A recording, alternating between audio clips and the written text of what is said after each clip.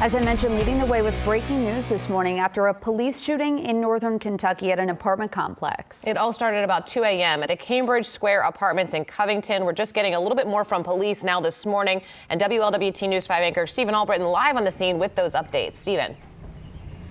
Yeah, Kelly and Megan, so very, very active here at Cambridge Square. We're just off of Taylor Mill. You see police still on the scene, Covington Police, also Kentucky State Police as well.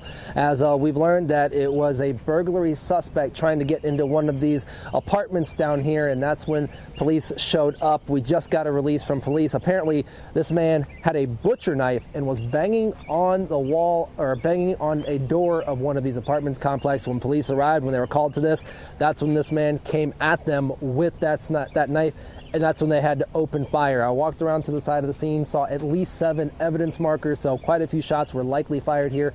That man was taken to UC Medical Center. Not sure of his condition at this time.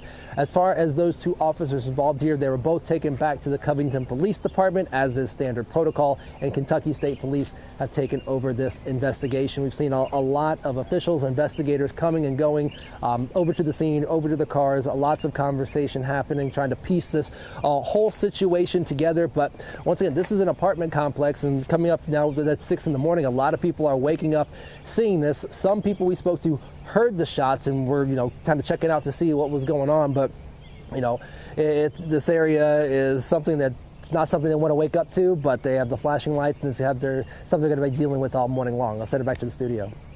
All right, Stephen Albritton. So, Stephen, we know this is very early in the investigation, but do we know anything about the potential of this shooting being caught on either body-worn camera or security video in that area?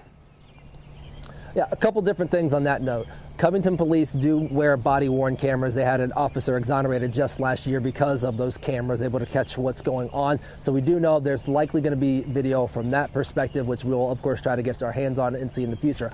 Also, this apartment complex does have quite a few security cameras. When I was walking around earlier, I saw an investigator actually walk all the way up towards this building over here to my right, your left, and there's cameras there that actually point down that direction towards the scene. That may have caught something, but it's something that investigators are looking into actively right now. All right, Stephen Albritton providing good context for us there, leading the way from the shooting scene involving Covington Police this morning, and we'll check back in.